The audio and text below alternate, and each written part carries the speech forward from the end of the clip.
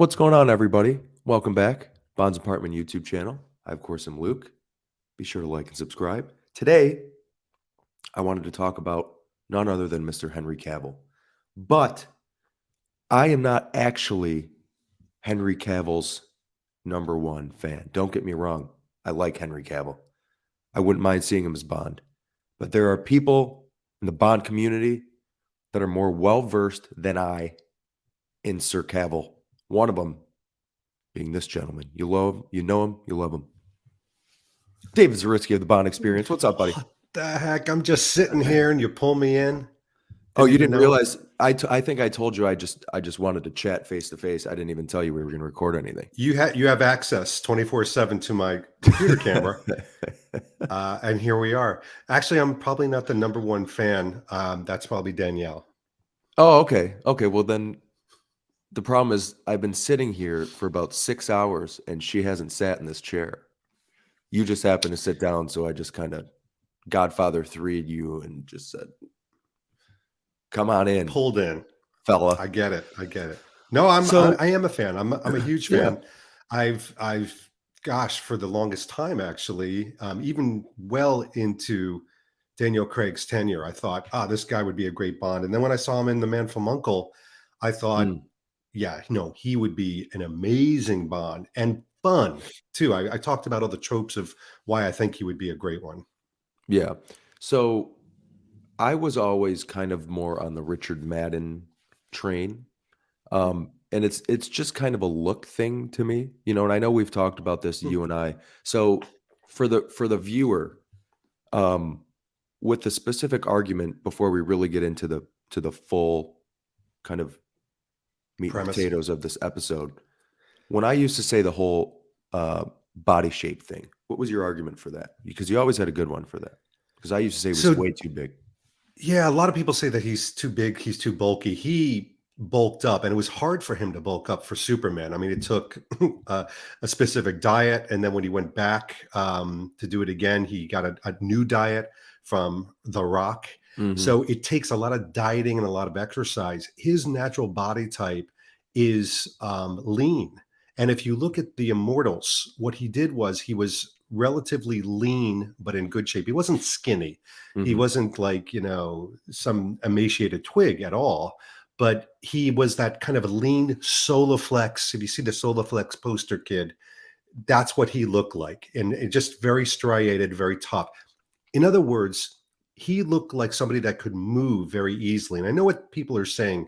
Superman is supposed to be this big, bulky wrecking ball to go through buildings. And he does. It's his superpower. Right. But he doesn't look like he can move very quickly like a spy or an action hero could. Right. Anybody that saw the Mission Impossible with Henry Cavill, though, probably would think differently in the bathroom scene when he did his like locking, thing and the fighting. He was so good at that. And he wasn't lean. I think he was halfway between Superman and halfway between the Immortals. For all those reasons, I think that he could have the right body type. So the whole point of the talk today is all these things swirling around him. The first going back as Superman, which we can get into my thoughts and your thoughts on that. Yeah. And then first we could actually say leaving The Witcher, then the Superman thing. So first it was leaving The Witcher, and then us Bond fans were like, uh-oh, here it comes. And then it was, oh no, I'm Superman again. And for me, I was kind of like, huh? And then now he's no longer Superman. So the whole premise of this episode is I personally think this is a blessing in disguise for him as an actor, as a career trajectory. I'll get into my reasons, but I want to know if you agree, disagree, or why. That will be the whole topic of the day. I think it's a great topic. I do think it's a blessing in disguise. I've gone through my own emotional roller coaster from the time way before even The Witcher, walking out of The Witcher. He had that water commercial of his where he walks by a DB5. Yes. So I was elated. I was here. Yes. Then he cancels The Witcher, and I went even higher. I'm like, oh my gosh, he canceled The Witcher.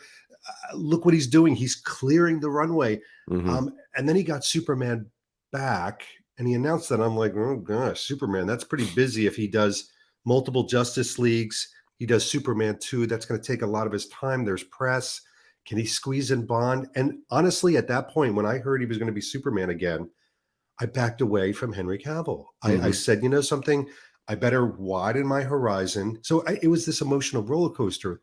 Then, recently, as of a few days ago, you and I read all of a sudden, hey, according to powers that be, this is what it's going to be. I'm not going to be Superman. Boo hoo. And then elation again. Mhm. But that's not it, because then we get this Warhammer, which we'll talk about, the Right. Warhammer announcement. So for me, this has been the most icy hot, icy hot, icy hot relationship I've ever had with an actor. It's like But a I do back think it's cream. still a blessing. Yeah. So I agree with you completely because, and I'll get a little more, I don't know if harsh is the right word, but Ooh. we are looking at Ooh. we are looking at an actor who, first you see him in Superman, and of course you think he's fantastic as Superman. He plays the part, like you said earlier. His body type was perfect for it. I'm pretty sure when he auditioned for Bond wasn't one of their tropes with him. He was a little doughy or something of that nature. It may have been that and young. It's so funny too, because it was almost why Pierce Brosnan was being disregarded when he was that young. Yeah, in the Remington Steele days, yeah, or prior. Yeah. Yeah. So, he gets Superman, so then, in my opinion, post Bond, getting into Superman, you're like, "Okay, he's a movie star, he's making a name for himself, fantastic." But then the films don't do that well, and they're only compared to one thing, and it's Marvel films. So even critically speaking, not one of these Justice League or DC films even came close to being Iron Man, Captain America status, not even close.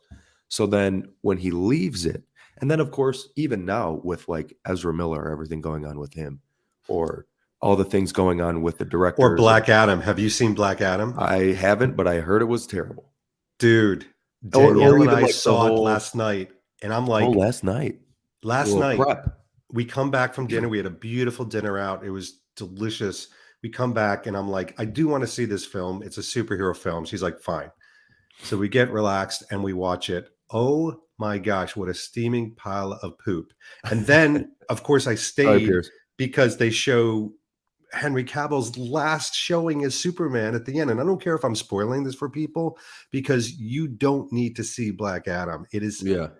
I swear, half of it's in slow motion and the other half is just terrible storytelling.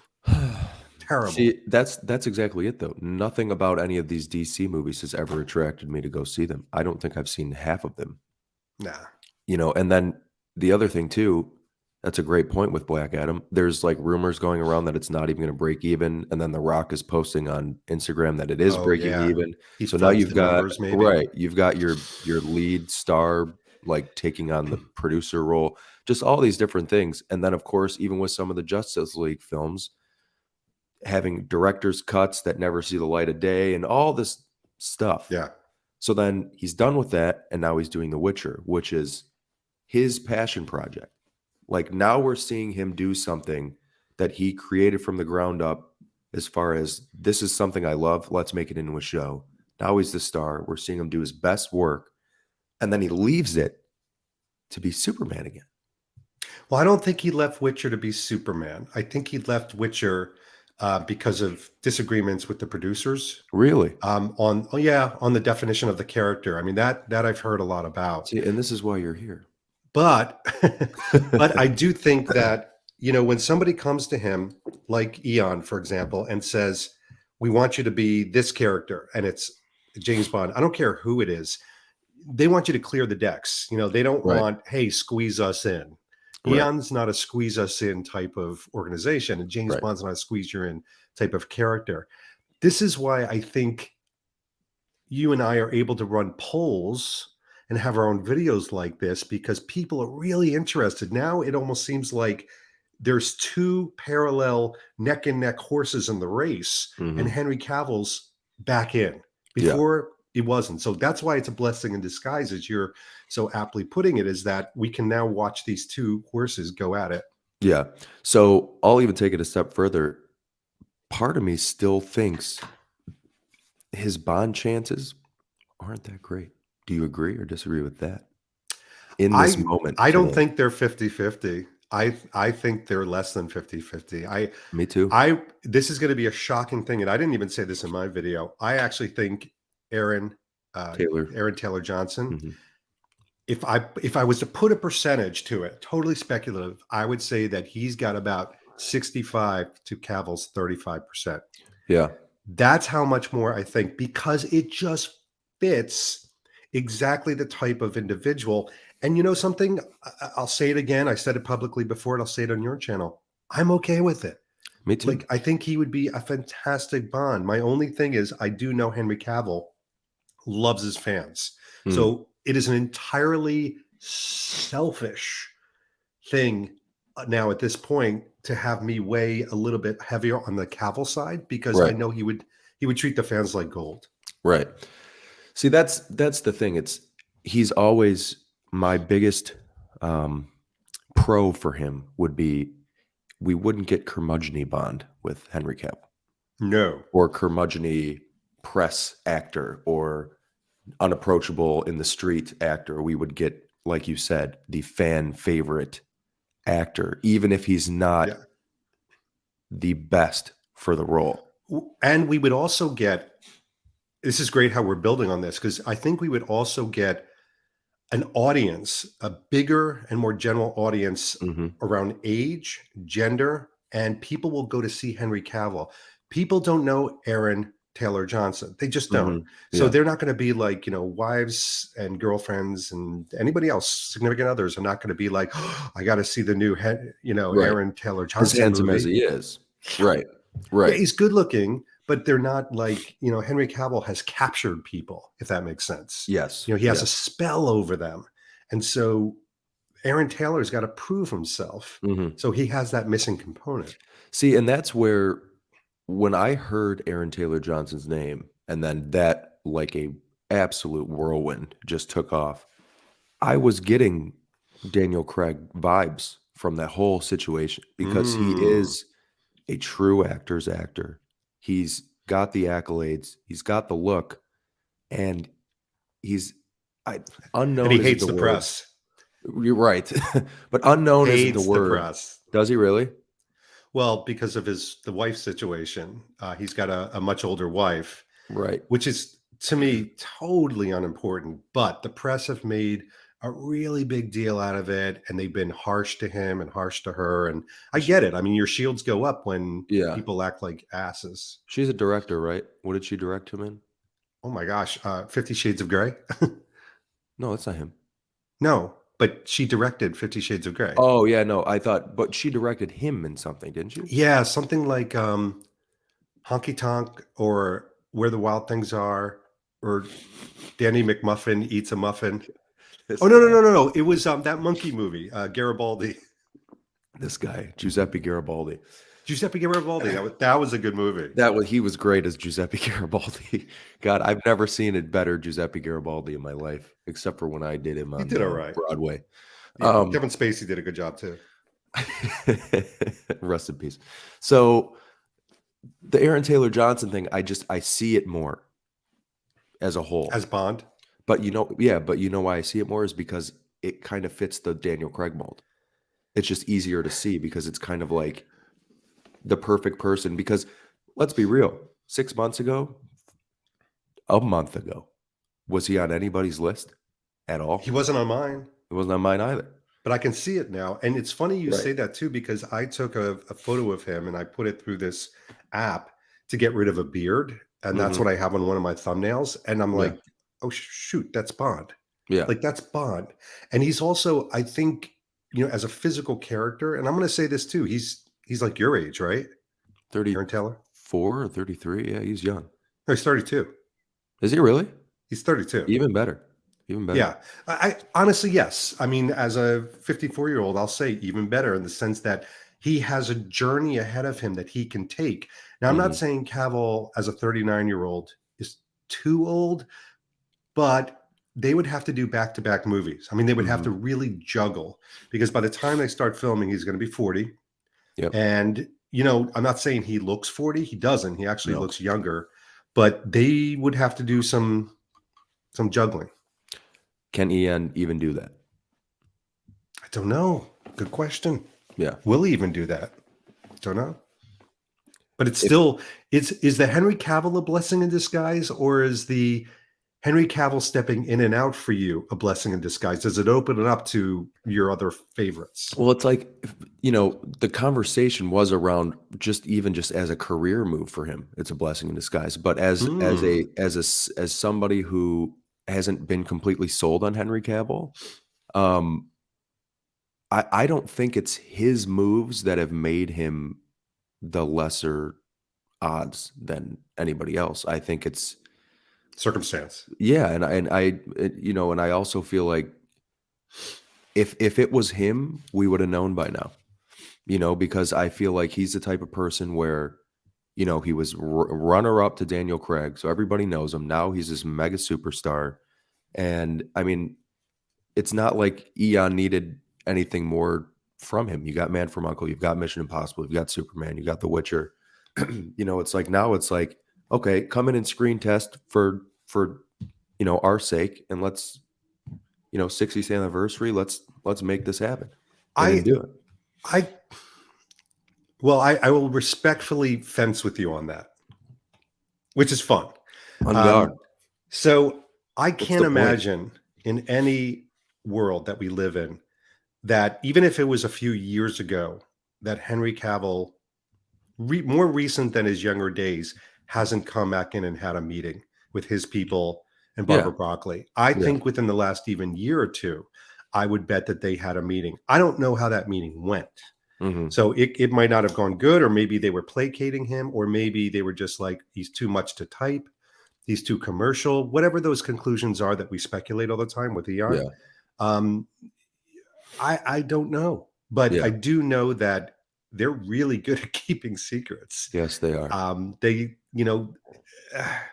it's just weird how all these circumstances have built to him clearing the deck. Now, we do have Warhammer, and that was literally just announced yesterday. And people were like, well, what does that mean? Because he's really into Warhammer. Mhm. Warhammer could be a combination of video games, movies, etc. Yep. What is he going to be doing and focusing on that? My whole thing with Warhammer is it's not going to take up all of his time. He's producing it.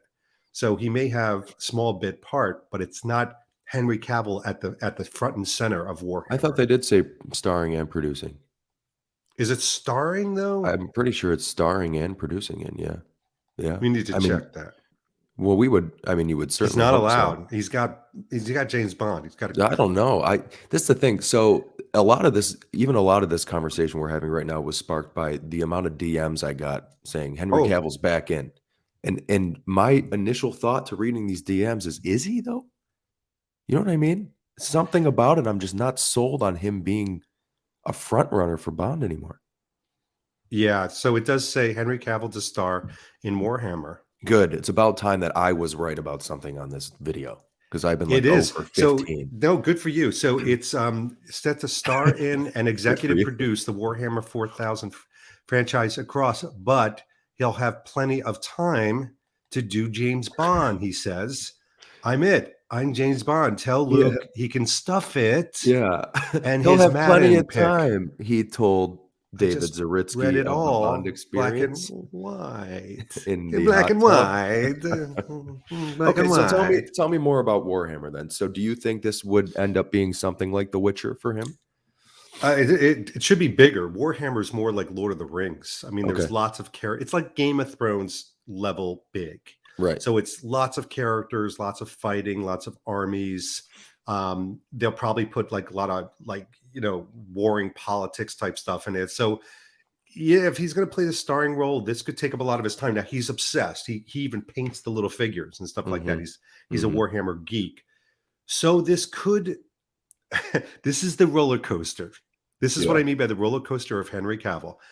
As soon as the Warhammer thing came out, less than 24 hours after I'm Not Going to Be Superman, I thought to myself, oh, Aaron Taylor Johnson. back Mm-hmm. in. So Yep. Aaron Taylor Johnson's likelihood just went, and so that's why today, as we do this on a Saturday morning, I feel like the heavier lean significantly is towards Aaron. Yeah. So if you're Eon and you Oh, say you did meet with him, because like you said, I'm sure they did. And I mean, and we got the whole Graham Norton thing. You and I know what the Graham Norton thing is when he was on there with Tom Holland and kind of mm-hmm. made some insinuations. So say you did meet with him, and that was God at this point a year ago. Was that a Yeah, year ago? yeah, So since that time, say you haven't really spoken. Maybe you met with him, maybe he screen tested, whatever. We're gonna screen test a few people. Henry yeah. will be in touch, whatever. The moves he's made since then, as a production team, as somebody who owns the rights to Bond, are you watching him thinking he's a little wishy-washy, or he's a little? What do you watch from afar and think like this is kind of a little much, or how do you interpret You mean what's Henry gone on with Cavill his? Yeah, wishy-washy, or just with his career, the Superman in, out, Witcher in, out. Do you feel like he's well, doing this? that's a really great question. Yeah. I guess if I was taking it, of course, from a spectator seat, which is what we all have. We don't know. We don't know anything Mhm. that's going on. It almost looks like a mismanagement of Okay. things. Although, By him or by him and his well, no, team? I mean, I'm sure he's got a team. I'm Right. sure he's got a team. Look, Right. he seems like the type of guy to make the final decisions, but I'm Right. sure he's got. I mean, what people need to realize when you're a Henry Cavill type star, you are a company more than an individual. Right. You are an empire Right. of different things. So you have a bevy of lawyers and marketers and PR people and you name it. But he does so many things himself. Like I know he does a lot of his social media himself. Yeah. So he is that type of guy to make those decisions. So based on the fact that he makes those decisions, a spectator like me might say, "Wow, this is really a weird way to almost mismanage your career." But the more positive part of David Zaritsky, spectator, stands Mhm. back and says, "This guy's a freaking genius. Like he's clearing the deck because now he's decided." And I totally get this. I want to do things without compromise. So The Witcher he did out of passion and love, and then he found that there were showrunners that wanted to change it midway. And so the character in the first season is not the character in the second season. And he Mhm. didn't like that. So he's like, screw it. I don't need to compromise. So I'm out. Let somebody else do it. And I think it may be similar vein with Superman. Maybe it was a mutual decision and not just, the changing of the guard. Uh-huh. But the reality is that at his level, he can make those choices. Now, it's an interesting discussion when we think about how he's managed Bond because Eon has always basically hired actors as almost like traffic cops. They don't have all the power in the world, at least in the beginning. They Right. gain power over time. But Henry Cavill would walk in the door at Eon and he would have a lot of power. And maybe that wouldn't sit well with them. Okay. Good. Great answer. So with the whole Superman thing, and even the Witcher thing. So, you and I both know a lot of times when you're someone Henry Cavill status and you want to start making projects that you're passionate about, there's a lot of, well, one for you, one for us. Well, let you do this for us, Yeah. and then we'll let you go off and make The Witcher. So when you're seeing him with something like season 2 Witcher and you're like, you know what, I don't like it, I'm out. Or say he did meet with James Gunn. You know what? We're excited. We kind of want to do that. And he's like, you know what? I don't know, mutual, whatever. Are you seeing like, he seems to be somebody that if it doesn't go his way, he's out? Or do you think Oh, is he no. at the status where he's earned the ability to really pick and choose what he does and how it goes? I think he's at the status where he can pick and choose. And I think he also is at the point where it's just like you and I. Imagine somebody coming to you and saying, "Luke, David, I'm going to give you your absolute dream job." How could you not accept your dream job? Even if it's a failure, you would have to give it a try. Right. And he seems like that. So somebody comes and says, "You could do Warhammer, which is your number one passion in the entire world." Yeah. And he says, "No." I mean, you'd have to be daft to do that, Yeah. Henry Cavill or not. Or Henry, you've always wanted to be Bond. Do you want to be Bond and do Warhammer? Hmm. Could you say no, or would you say, I'm going to clear the deck of everything else? Absolutely. You would clear the deck. Yeah. And that's where, back to the curmudgeon Bond, he is somebody that would do anything to get this role. He's made Absolutely. that very clear. And you've seen it in like all the interviews, find me on YouTube, anybody, an interview where Henry Cavill's being rude to anybody in the media or their fans. Right. I want, that's a challenge for people, but go find one He said it. for Daniel Craig, Pierce Brosnan, Tom Cruise. You're going to find a bunch. Yeah, Oprah. I actually have a little bit of a Tom Cruise on Oprah, remember? I have a bit of a Henry Cavill story for you. So they filmed some of, I believe, Batman vs. Superman in Michigan. And he was staying not too far from where I live. And a friend of mine at the time was working for your favorite, I believe, Jat's Pizza, and Ooh. delivered him a pizza to the house he was staying at. So when he rang the doorbell, Henry Cavill comes to the door, not somebody else. So he recognized him right away. Of course. Yeah. Henry Cavill recognized my friend. No. So he rings the doorbell and it's Henry friggin' Cavill. And I can't remember exactly what was said, but basically he was like, oh my God, I'm a big fan or whatever. And then I think he was like, oh, thank you very much. Hang on a second. And went inside and grabbed something, whether it was Superman or whatever, on Blu-ray, and signed it for him and gave it to him. Just, it just happened to be obviously the luck, but it's like you hear that and you think this is somebody who's approachable. Like, you and I don't do this yes, it's for fun, but we've clearly got a real passion for this character. Nothing's more agitating than going to the Colbert Daniel Craig thing, and every time he gets asked a Bond question, it looks like he's squirming out of his chair. Oh gosh, yeah. It's frustrating, Or they're limiting the amount and filtering it's like, it. No offense, buddy, but you're here because of Bond. Don't forget that. You know what I mean? And it's like, don't get me wrong, Daniel Craig's an incredible actor, and I was his biggest advocate, and I love all of his stuff. But it's like, it'd be really refreshing to see somebody just so, I don't know, is thankful the word to get this role? Like truly, like my favorite story of Daniel Craig is when he said he got the role and he went and bought all the stuff for Martini. Like he's like us. But it was fresh back then, and then listen, that's unfortunately kind of what happened with Aaron Taylor Johnson, though, where the world turned on both of these actors. So when Daniel Craig got the role, Bond is blonde and all this stuff, and he can't do it, and he's wearing the funny, life preserver. I get it that it would taint you against the media and against the public. Aaron Taylor Johnson, same thing with his wife. So these are people that they've been scorned. Yeah. Henry Cavill has been almost universally embraced and accepted. So imagine getting this outpouring of positivity and love.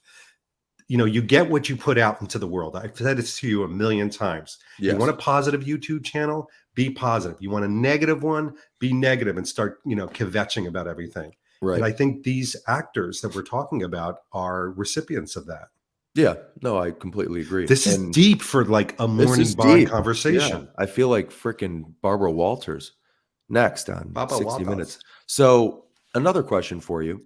As Oh. far as Henry Cavill, of course, a Brit, do you think, and I already know the answer, he would be the probably most widely accepted Bond in the United States? Well, I will answer your question with a question. stat. No, it's not the Socratic method. Do you? I did 2 polls yesterday, one on Instagram and one on my YouTube channel. Who would you rather have? Henry Cavill, Aaron Taylor Johnson, or neither?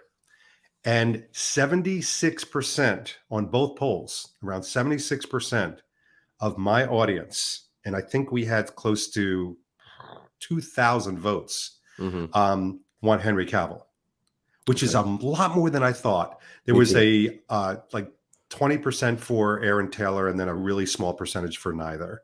Yeah. So yes, I think Henry Cavill would be absolutely put butts in seats for the United States. Yeah. I think that is very needed. Very, very needed. I mean, I do too. even, in the US, we've got a store called Target. I feel like I talk about Target all the time, and our European friends are like, what the hell are they talking about? But I love the fact that you can go down the Lego aisle and there's multiple Bond things. When's the Yeah. last time we saw something like that? Pierce Brosnan, Die Another Day era. That's it. And or prior to. What But is it's there like besides the DB5 in Lego? just a smaller DB5. Oh, right. Okay.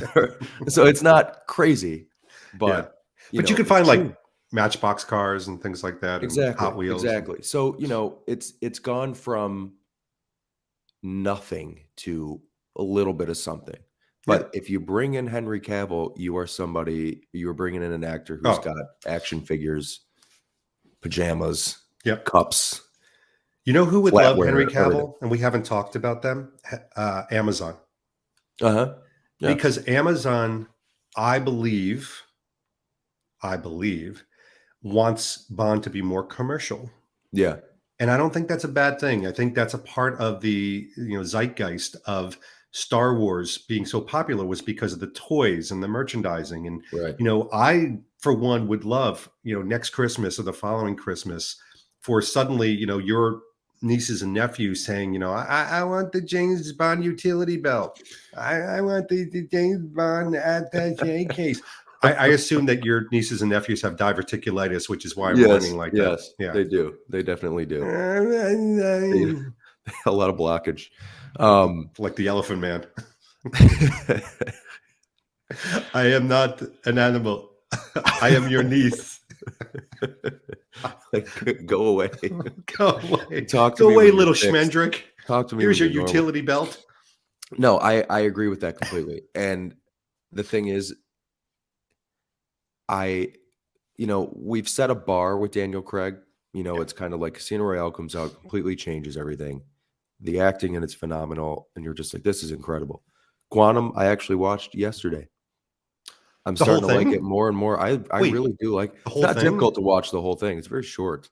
What was the occasion to have watched Quantum? Did you have the day off? Sure. My Oh, boss doesn't watch it. so did you watch it by yourself? I watched it by myself. I just And felt like you enjoyed watching it it. more than ever.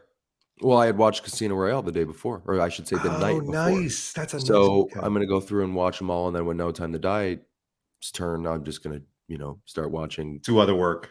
paint dry. So yeah, other work. But then Skyfall comes, and so the thing is, and I know you probably know what I'm getting at, but Quantum comes out, even as his, one of the lesser acclaimed films, it still did critically pretty well. Yeah. And but then we get Skyfall, and now you've got Sam Mendes, Ralph Fiennes, still you got Judi Dench, Javier Bardem. You've got this unbelievable cast. So now it's not just a Bond movie. You've got Oscar winners in there. You've got true actors in there. So it's like, do you feel like some of us, being me, and I think you're a little more open-minded than me, but are kind of like, well, now it's like, am I looking for like a movie star action hero Bond, or am I looking for like an emotional, like a Daniel Craig, and not so much a No Time to Die Bond. Yeah, That's yeah, not yeah. at all what I'm No, I getting know at. what you're saying. But am I looking for a true actor Bond again? Yeah, Or like am I looking for an do I action need hero? well, I do not feel like you need the absolute nuanced thespian that Right. can do Tolstoy and Shakespeare and plays. I don't think you need a theater actor. I think you need somebody that can handle a big movie, has a big presence, likability, fun factor, can do the quips, but can also do the action.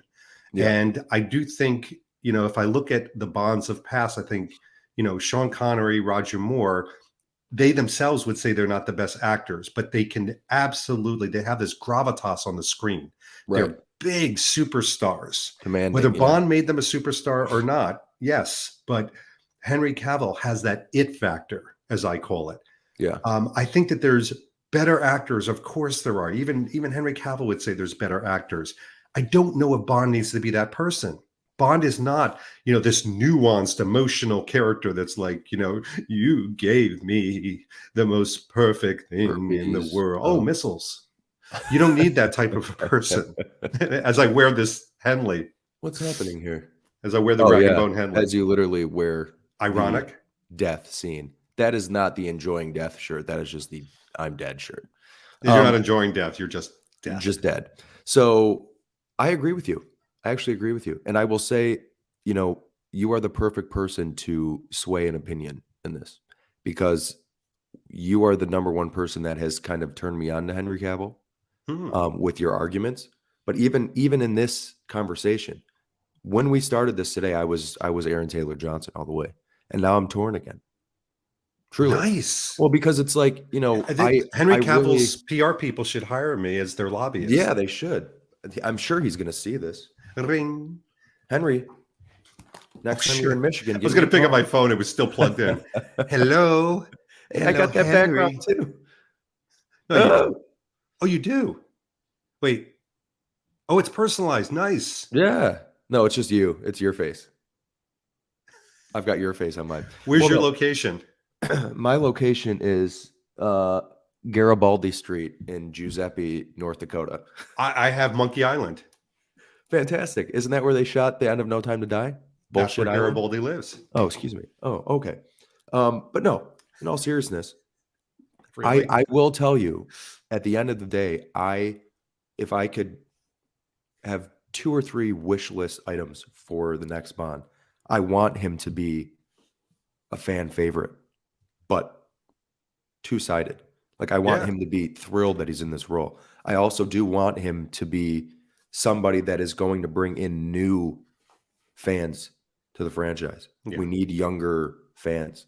And then I also want him to be somebody who is truly appreciative of not just getting the role, oh, now I'm Bond, I can do the press thing, I can be Bond. But like Pierce Brosnan, when they called him and said, hey, it's been great, we're moving on. For you to be like, well, shit, that sucks. That's kind of what I'm looking for. And I don't think it's much to ask. It is one of the most coveted roles. No, I mean, we want what we want. It's what makes us passionate Bond fans. I think that for me, I think Aaron, let's call him ATJ, just because it's Aaron Taylor Johnson takes like 9 years to say. Yeah. ATJ can be groomed. I think that I hope he has it just in him. Again, I haven't seen a lot of interviews where he's fun. I hope he has the fun factor.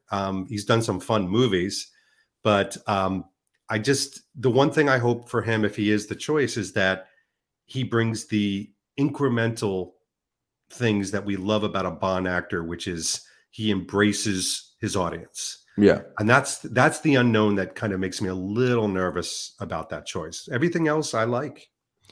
If you had to tell somebody to go watch an ATJ movie that you think would kind of give them an idea of why he'd be a good choice, what would it be? I think Tenet would be very good. Okay. But then there's something, I forget the name of the movie. It was a drama. Nocturnal Animals? That's it. Yeah. Tom Ford. Yeah. I think Nocturnal Animals is good. It's an interesting, kind of thing. A Tom Ford directed movie. All the press was in Tom Ford suits. And by the way, if you want to see him in an action and quipping and having fun, go see Kick-Ass 2. Not a great movie. I'm just warning you, not a great movie, but his action, the way he bulked up everything in there. I mean, you could see him as an action hero. So I will ask you the same question for Henry Cavill. Which film? Something, just because people haven't seen it, I guarantee, watch The Immortals. Because you're going to see him as an action star. You'll see him acting in a British accent, by the way, which a lot of people haven't seen.